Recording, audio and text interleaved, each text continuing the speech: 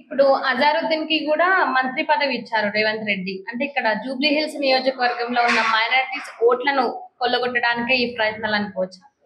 ఇప్పుడు జూబ్లీహిల్స్ ప్రజలందరూ కాంగ్రెస్ అభ్యర్థిని భావిస్తలేరు, మజ్లిస్ అభ్యర్థిగానే భావిస్తున్నారు. వీళ్ళు ఒక కమిట్మెంట్ అనమాట. ఎందుకంటే రేవంత్ రెడ్డికి ఈ స్థానం ఓడిపోతే ఆయన ముఖ్యమంత్రి పదవికి గండం ఏర్పడుతుంది అని చెప్పేసి మజ్లిసుల కాళ్ళు మొక్కి మజ్లిసులను బదిలాడి ఆ మజ్లిస్ కాలేజీని గులగొట్టకుండా, హైడ్రా ఏర్పాటు చేసినా కూడా వాళ్ళ కాలేజీని గులగొట్టకుండా పేదలు ఇల్లు గులగొట్టిండు. 60 గజాలు, 40 గజాలు, 50 గజాలు. రేపటి రోజు జూబ్లీహిల్స్ గెలిస్తే ఈడ కూడా 100 ఎకరాల మీద కన్నేసి బస్సులు గులగొడతాడు రేవంత్ రెడ్డి. ఇదే దమ్మున్నోడైతే వాళ్ళ అసదుద్దీన్ కాలేజీని ఎందుకు కూలుస్తలేడు? ఆ చెరువులనే ఉంది కదా, ఎందుకు కూలుస్తలేడు? మరి హైడ్రా ఎందుకు పోతలేడు అక్కడికి? అంటే పేద ప్రజలకు ఒక న్యాయం, మజ్లిస్ వాళ్ళకు ఒక న్యాయమా? న్యాయం అన్నది 2 రకాలు ఉందా రేవంత్ రెడ్డి పాలనలో? దాన్నే మేము అంటాం అనమాట. ఏదైనా న్యాయం ఉంటే సమపాలకం ఉండాలి. ఈరోజు తీసుకొచ్చి ఆయనకు మంత్రి పదవి కట్టబెట్టిండు. ఆయన ఏం చేసిండు తెలంగాణ సమాజం కోసం? తెలంగాణ సమాజం కోసం ఏం చేసిండు? తెలంగాణ కోసం ఏం పోరాటం చేసిండు? అంటే ఒక క్రికెటర్ మజ్లిస్ నుంచి సంబంధించిన ఆయన మంత్రి కావద్దా అన్నట్టు కూడా చాలా మాట్లాడినాడు కదా. అంటే రోడ్ షోలో కూడా మాట్లాడారు రేవంత్ రెడ్డి. ఒక క్రికెటర్ కి ఎంపీ మంత్రి పదవి ఇవ్వద్దా, దీనికి కూడా మీరు అంతగానం కుళ్ళుకోవాలా అన్నట్టు మాట్లాడారు. అసలు దానిపై మీరేమంటారు? అమ్మా, ఆయన కోసం అక్కడ కామారెడ్డిలో మన సీటే త్యాగం చేసిండు కదా. ఆయన పేరేమి? ఒక సీట్ త్యాగం చేసిండు ఆయన కామారెడ్డిలో, సీనియర్ కాంగ్రెస్ నాయకుడు. మరి ఆయనకి ఇవ్వచ్చు కదా మంత్రి పదవి. ఆయన ఏం పాపం చేసిండు?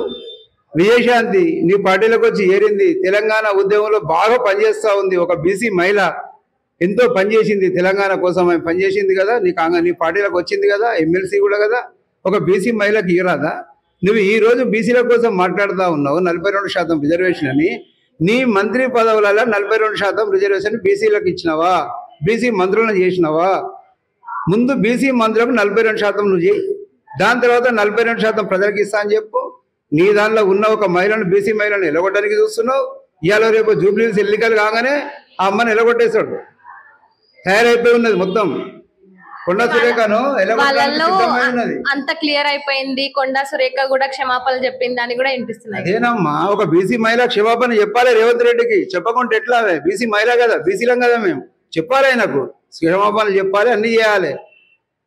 వాళ్ళ కూతురు స్వయంగా చెప్పింది కదా, నీ తమ్ముళ్ళ గవర్నమెంట్లు ఎందుకు రానాయనా, నీకు ఎందుకు రానాయనా, ఇన్ని కోట్ల రూపాయలు ఈ రకంగా ఎందుకు చేస్తున్నావు అన్నీ చెప్పింది కదా, ముందే చెప్పింది కదా ఆమె.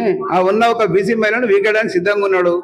విజయశాంతి లాంటి ఒక బీసీ మహిళకు మంత్రి పదవి ఇచ్చిండు అనుకో భయం అన్నమాట.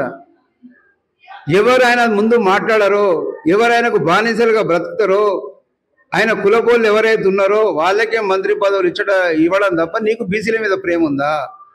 బీసీల మీద ప్రేమ ఉంటే, బీసీల మీద నిజమైన ప్రేమ నీకుంటే నిన్నటి ఒక మంత్రిని చేసినావు కదా.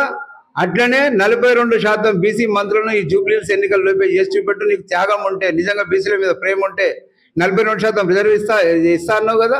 బీసీ మంత్రులను కూడా 42% నీ మంత్రివర్గంలో చెయ్యి, నీకు సత్తా ఉంటే.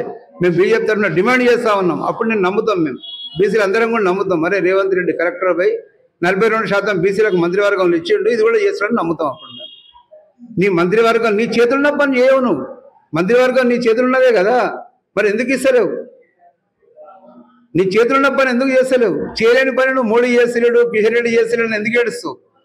నీ చేసే పని ముందు చేసి పెట్టు. నువ్వు బీసీల మీద ప్రేమ ఉంటే ఫస్ట్ చేయి. చేసి 42% నేను మంత్రివర్గంలో ఇచ్చినా, ఇంతమంది బీసీ మహిళలకు ఇచ్చినా, ఇంతమంది బీసీలకు ఇచ్చినా అని చూపెట్టు. ప్రేమ లేని మాటలు మాట్లాడొద్దని చెప్పేసి మేము చెప్తా ఉన్నాం. ఎవరికైతే ఈరోజు మంత్రి పదవి ఇచ్చి మేము ముస్లింల పక్షాన ఉన్నాం అని చెప్పి చెప్పుకోవడానికి చేసిండో, 1,00,000 మంది ఓటర్లు ముస్లింలు ఉన్నారు, 3 లక్షల మంది హిందువులు ఉన్నారు. ఇదొక్కటి రేవంత్ రెడ్డి గుర్తుపెట్టుకోవాలి. 1,00,000 మంది ముస్లింలు ఒక్కటైతే 3 లక్షల మంది హిందువులు సిగ్గులేని వాళ్ళు ఎవరు లేరు, సిగ్గు లజ్జ చచ్చిపోయిన వాళ్ళు ఎవరు లేరు. మేము కూడా అందరికీ మాకున్నది. 3 లక్షల మంది ఒక్కటైనామంటే బిడ్డానికి డిపాజిట్ రాదు. ఒక్కని ముస్లిం ఓట్ల మీద ఆధారపడి ఒక ముస్లింకు నువ్వు మంత్రి పదవి ఇచ్చి ఈ రోజు నువ్వు చూస్తున్నావా? హిందువులు అందరూ 3 లక్షల మంది హిందువులు నిద్రపోతారు అనుకుంటున్నావా? మేము చెప్తా ఉన్నాం, 1,00,000 మంది కోసం నువ్వు వాడే తాపత్రయం ఏదైతుందో, ఈ 3 లక్షల మంది హిందువులు ఒక్కటైతారా లేదా చూడు. 3 లక్షల మంది హిందువులు అయినప్పుడు నీ బతికేమవుతుందని చూడు. అప్పుడు చూసుకో. నువ్వు నీకు బీసీల మీద ప్రేమ లేదు, హిందువుల మీద ప్రేమ లేదు, నీ నోటికి వచ్చినట్టు మాట్లాడతావు, అబద్ధాలు మాట్లాడతావు, ఒక నిజాన్ని మాట్లాడవు.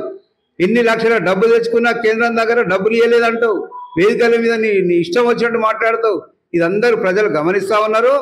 ఖచ్చితంగా రేపు తీర్పును మా హిందువులందరూ 3 లక్షల మంది హిందువులు జూబ్లీహిల్స్లో ఉన్నారు, వాళ్ళు సత్తా చాటుతారని చెప్పేసి మన నమ్మకం ఉంది మాకు.